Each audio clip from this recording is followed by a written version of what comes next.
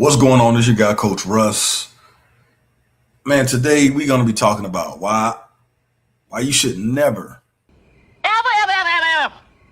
call your leadership boss. And if you're in leadership, you should never want your employees or your assistants or your team to call you boss. You don't want that. And today we're gonna talk about why. Dream that I want, I see my dream. We're gonna get into it. And today I'm gonna be coming from Mark 10, 43 and 44 to explain why, right? So it says, whoever wants to become great among you must be your servant. Woo! And I know a lot of y'all looking at like, I ain't no servant.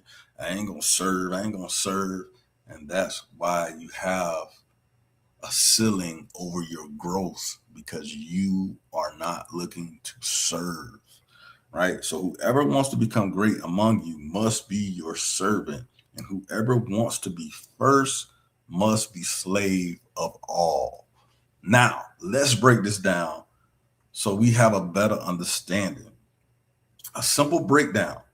Jesus is teaching that true leadership is not about being in charge of people. It's about serving people. Now, when we look at things, and we think about the world that we live in, and I want you to check yourself. This is what this is all about. Check yourself. Okay. The world says, let me get my slide over. The world definition of greatness, the boss is greatest. Right? The title wins, meaning that the title that you hold in your position, because you have a title, you put yourself over other people in the organization. You put yourself on a pedestal. You also think leaders should be served. Because you have a leadership role, you believe that you should be served, that people should come to you and do for you and all those type of things, right? Now, you also believe power equals importance. Because you have a title, you gave yourself power, and now that you believe that you are more important than anybody else in the organization, right? I know some of y'all gonna feel this. Some of y'all stay with me now. Stay with me, because we're gonna talk about some of the things that we could change to help us become better leaders, right? So this is what Jesus wants us to do.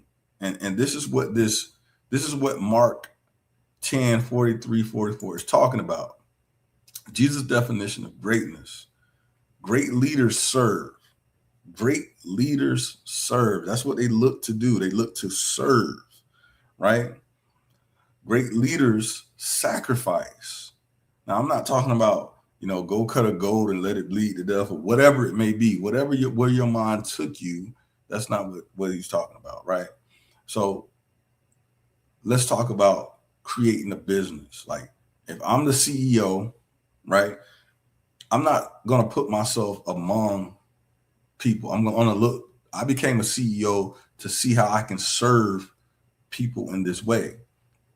I can serve people better. For instance, I created a basketball travel league organization, right, where we had 10 teams, right?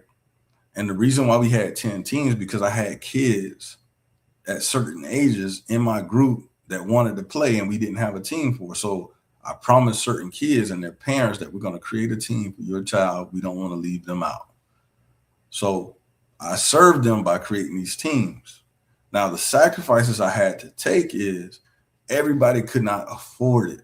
And I didn't know how to get loan. I didn't know how to get grants. I knew how to get loans. I didn't know how to get grants. So I took out loans to help these teams help them get uniforms, to help them put them in tournaments, to keep everything rolling.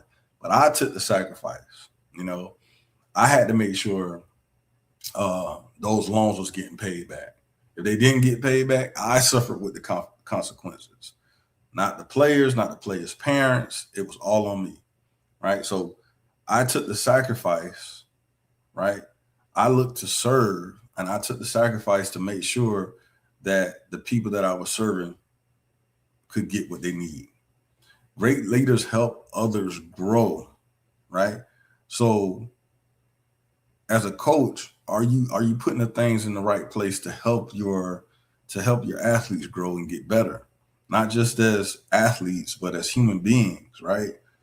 Now, greatness is measured. This is what they say. Greatness is measured by service. So the service that you provide to your athletes, what type of service are you giving them? Are you giving them a service where they want to, as soon as they leave, they want to go tell other people about it, right? What is your service? You are serving. Once you understand that you are serving, your whole concept of practices and extra help on the side and how we talk to these kids and how we develop these kids is definitely going to change. So greatness is measured by your service. What type of service are you giving? Okay. And we're going to go to this, right? I'm going to break this down too. What does servant mean? Right? What does servant mean? A servant looks for ways to help others. That's what serving is, right? A servant is not what you think is beneath. A servant is saying, how can I help? How can I help others win? A coach, for example, here we go. A coach stays late to help a player improve. A parent works hard to provide for their family. A leader listens before giving orders. A teacher goes the extra mile to help a student understand. This is serving. This is servant, right? What does slave of all mean? Jesus is not promoting slavery. He is empathizing complete humility, right? He's saying, don't ask, how can people help me? Ask, how can I help people? Right? A great leader puts the needs of the mission and the people before their own ego. What is the mission? What is the mission? What is the mission of what it is that you're trying to accomplish? A great leader puts the needs of the mission and the people before their own ego. For a coach isn't great because they win games. A coach isn't great because they have a title or people fear them. A coach becomes great when players grow under their leadership. They serve their athletes. They help young people become better men and women. That's how you do it, right? The scoreboard measures success, but the people you impact measure greatness, right? And this is what it does. Okay, so let me go to the next slide. I kind of went ahead of myself. So what does a servant leader look like? Help others succeed, listen before speaking, lead by example, put people before the ego. And this is some of the things I said. It's some of the things I just said. Put people before ego. I know I've been around a lot of coaches, right? Because I'm a coach myself, and that's all I see. You guys are operating, right? You're operating off of ego. Operating off of ego isn't going to do it, right? Lead by example. We're asking these kids to be dedicated to what it is that they want, but are we dedicated? Are we serving, right? We're not willing to listen to our athletes. We're not willing to listen to our coaches that are there every day. You have coaches that are there every day with you, and you're not listening to nothing they have to say to you because of your ego, right? Because you have a relationship with a coach longer than a coach that's been there with you from day one, from the time all season start to the time when the uniforms and the lights are on. But the coaches come late into the season, and those are ones you want to listen to because you had a longer friend relationship with them, because you go and grab drinks with them and you know they family, right?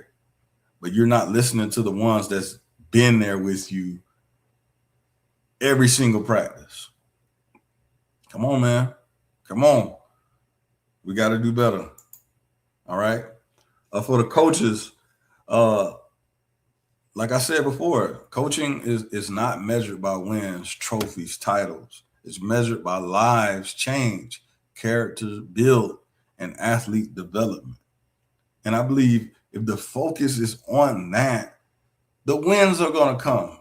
The trophies are going to come. The titles going to come, right? And if we looking to really change lives, to really build character in these kids, right? And I mean, everybody has to be a part of this mission, from administration, principals of the schools, everybody that's a part of the school. That has to be your culture, right? That has to be your culture, because if administration don't understand what it is that you're doing and they don't have your back, then you're in the wrong place, right? And I've been there before, and I'm gonna tell that story too. I'm gonna tell my story. Becoming a high school coach my first year, and I was out the same year, right? It's because I'm not going to call no leadership my boss, but we're going to come together in a way to work together to make sure the athletes get what they need, right? And a lot of people are in positions not to look to serve and to help, but look for the things the world looks for. And we're not doing that. Okay. So to keep at a leadership principle, how many people am I helping? Like, this has to be the question.